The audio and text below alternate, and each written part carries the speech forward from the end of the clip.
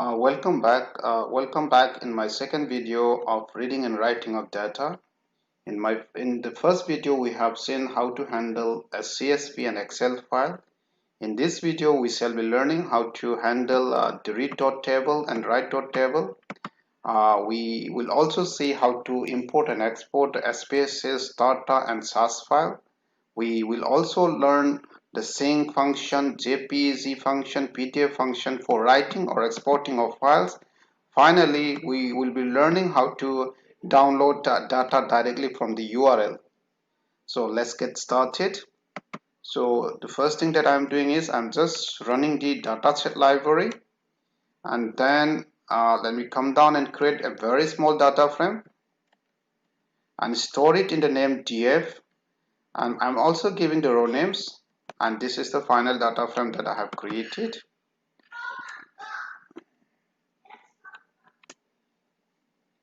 Now let me write this data frame df1 in the working folder using this as the file name.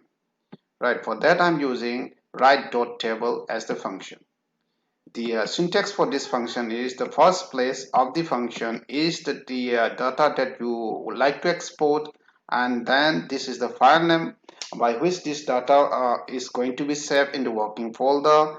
So let us run this and see. Before this, let me delete this one. Let us run and see. I've done it. You just refresh this one. This has come. This has come because of this. If you change the name, say 123 1 2, and then another file will come with this name. This has come over here. Now let's try to understand what is append equals to false. For this, I'm creating another data frame by the name df2.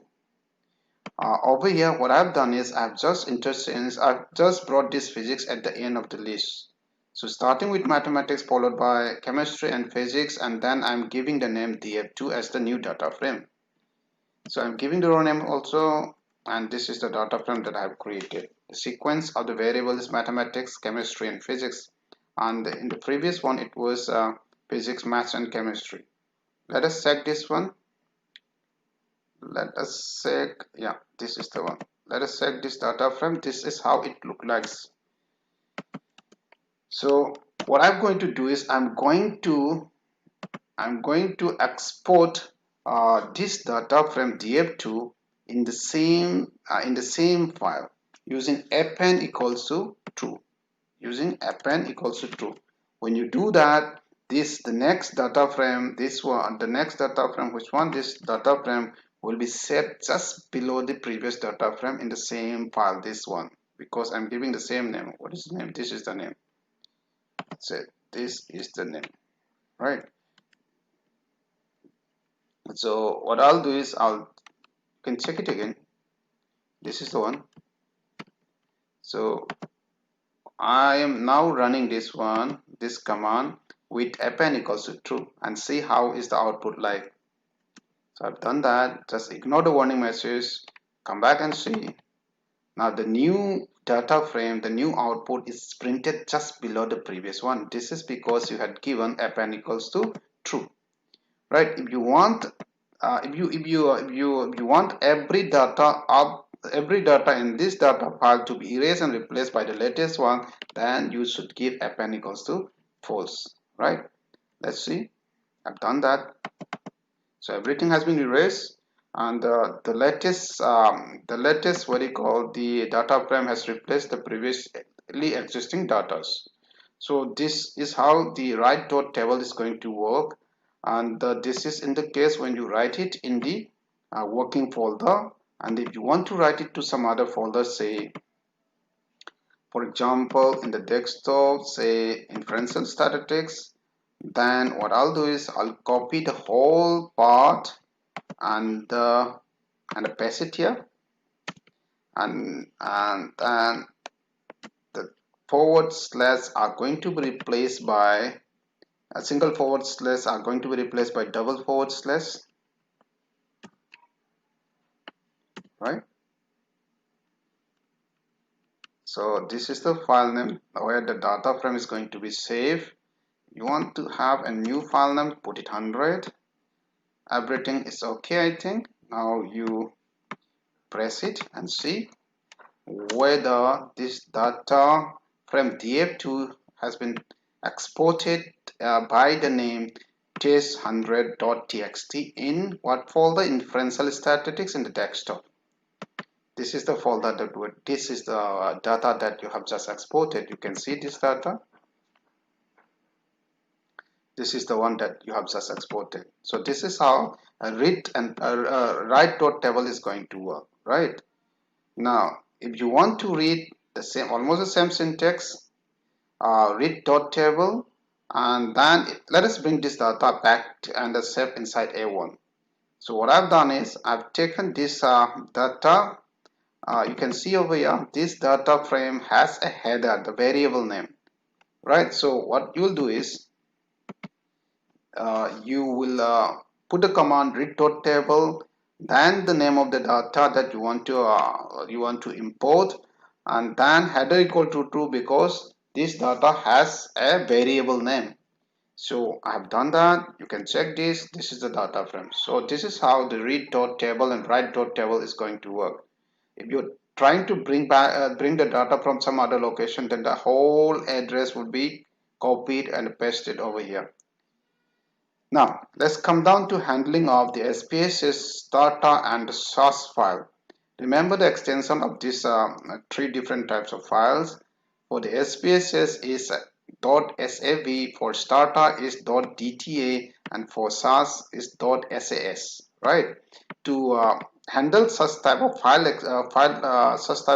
we need to install a new package called Heaven.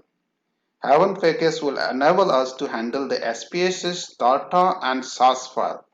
Since I've already installed in my computer, I'm not going to install it again, but you'll have to do it. So let me just run the library and see. Now, it's taking some time. Yeah, it's done. Now see, in my working folder, I have a starter file over here. This is the starter file. You can check the extension of it. The extension is .dta. It's the starter file. Now what I'm going to do is I'm going to import the startup file with this function. Remember, the function is no longer dot, is underscore, read underscore dta, and then the file name with the extension. This will allow you to import the startup file inside R. I'm going to do it. I'm just running it. Yeah, it's done now. I have brought the file and store it in starter.1, and see over here. This particular starter.1 is having how many observations? 2,04,874 observations with 63 variables. You can view the data.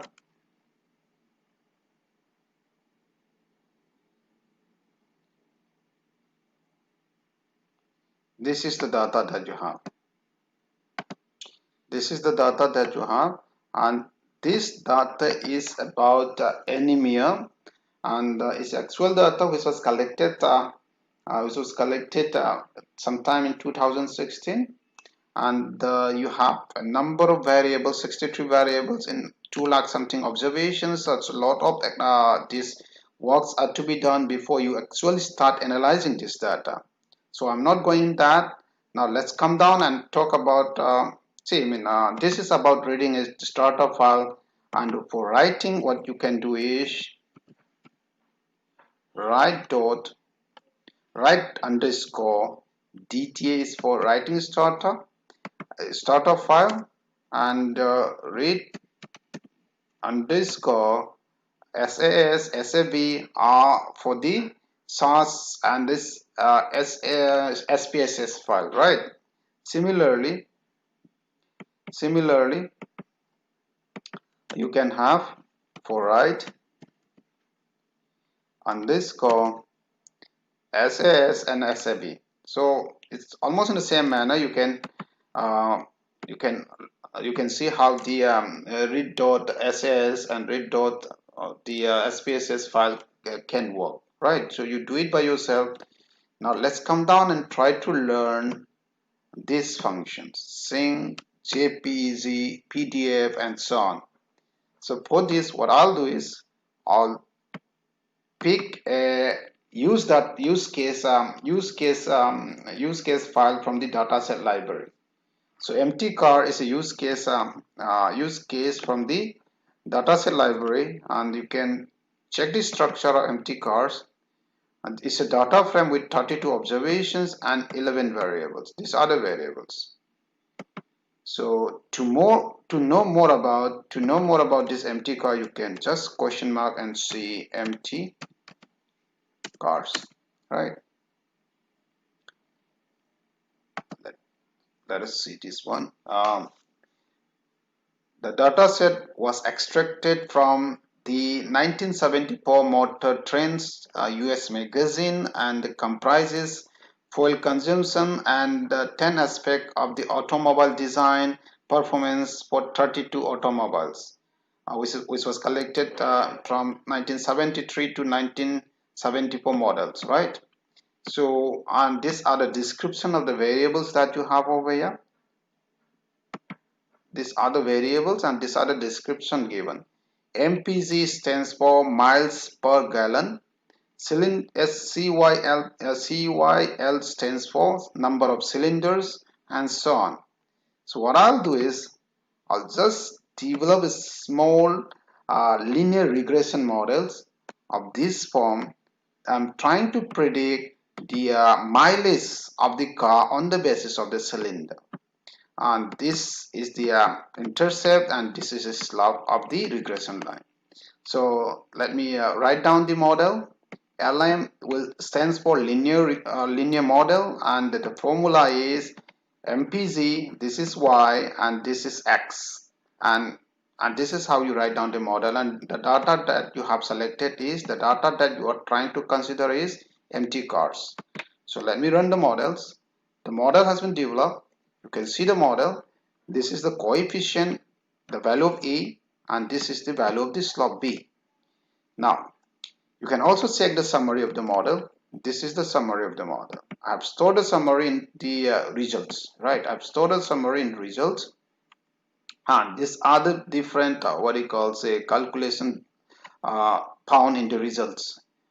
This is the intercept, this is the slope, and both the intercept and the independent variable is significant, and the value of R square is 72.62. Adjusted R square is 71.71. And more about this linear model is explained in the video, will be explained in the video that will be shared along with this, right?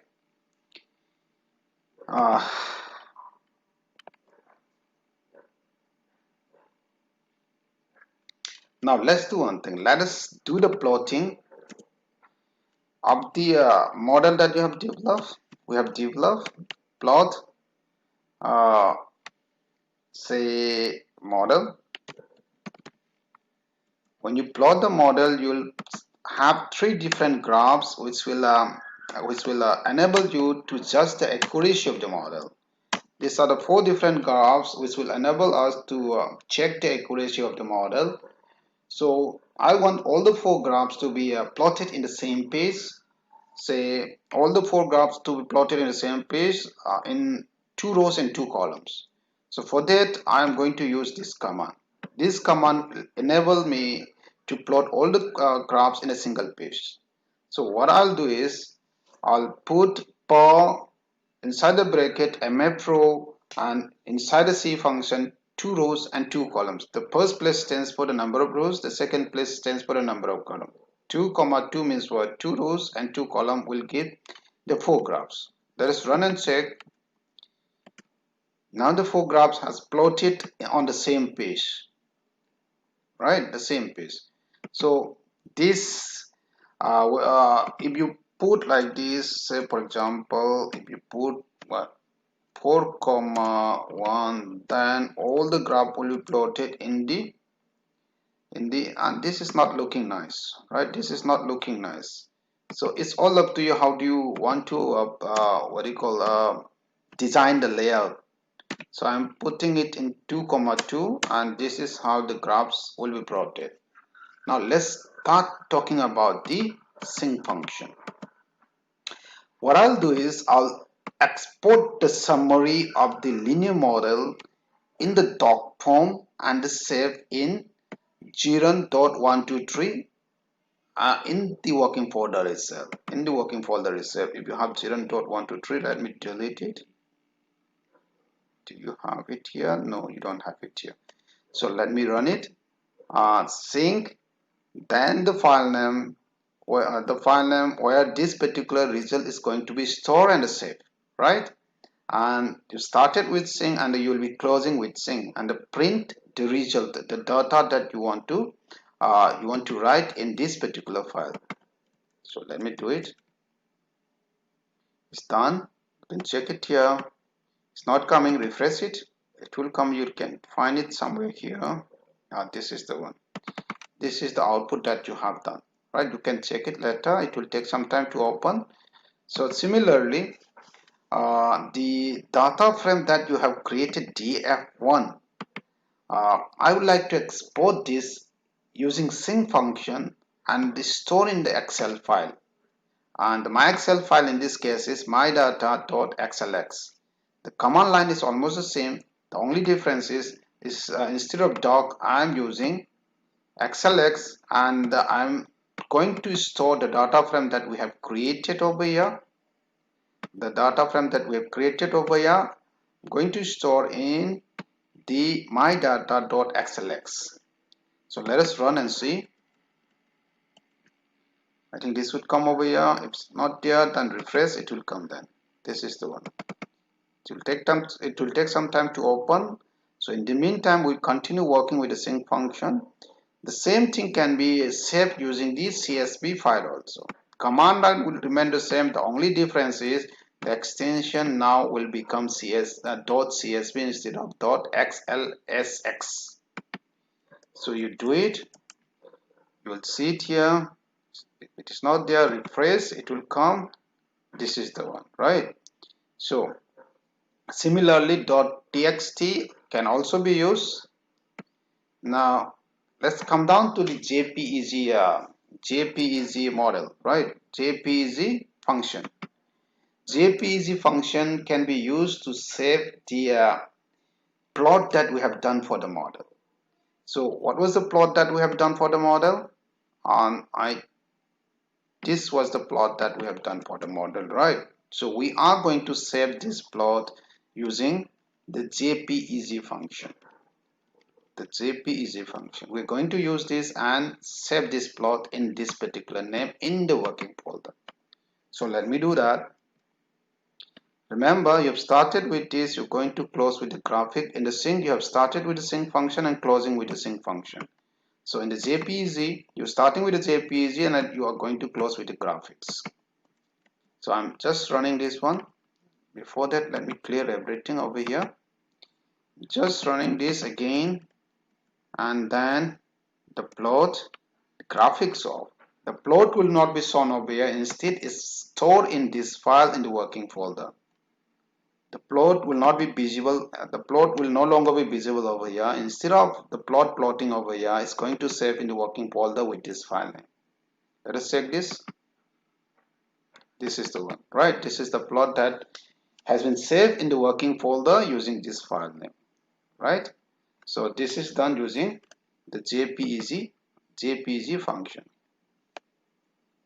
Now let's come down and use the PDF. I'm going to use the PDF function to export the plot, this plot in the PDF form. The command for this is PDF, the name of the file, and then the plot over here, and the graphic is going. You're going to close this using this graphic.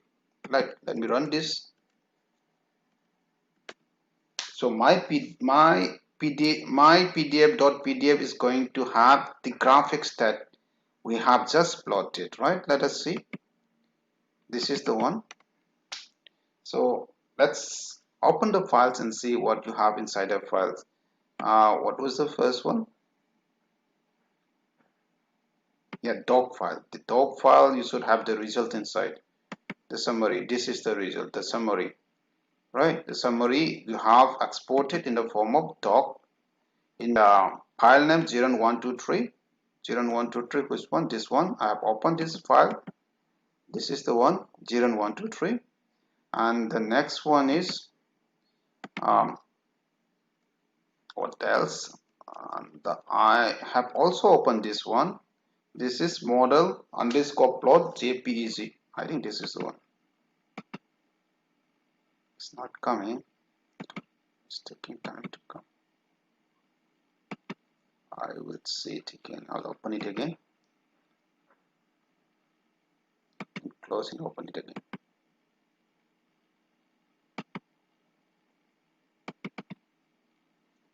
What about the PDF one? Yeah, this is the PDF one. I think this has come. This is the PDF one. Yeah, the plot has been saved in the PDF format. The plot has been saved in the PDF format over here.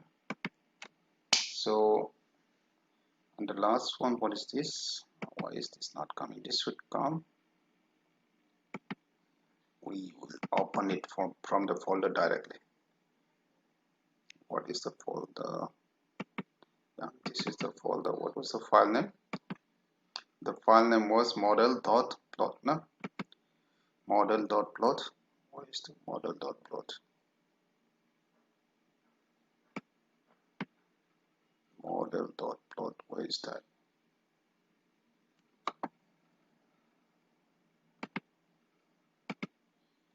Model.plot. Model. Yeah, this is the one. Let me open this using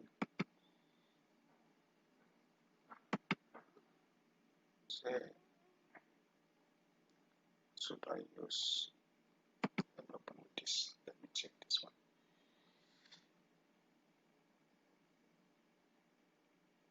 Why is this taking time to open? There's some problem with this.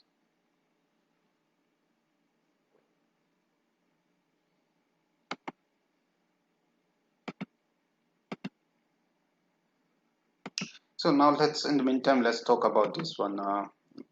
Talk about downloading data directly from the URL. This is the URL where you can find iris data, and you can directly copy the HTTPS URL, put inside inverted comma, and then save inside the URL, and then convert this URL into a CSV file using the read.csv function. Let me do this, and you can view. Sorry, this will not work.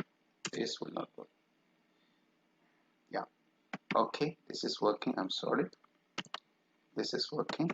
This is the file that we have downloaded directly from the URL, right? This is okay, and I was trying to open this. Why is this not opening? Why is this not opening? You open it using the pen press then.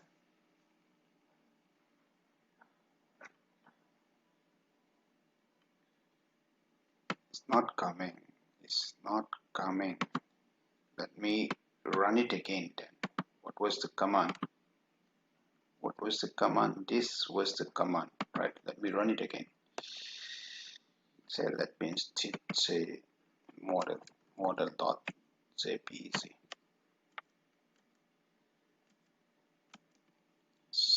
Let's check it. Model.jpeg.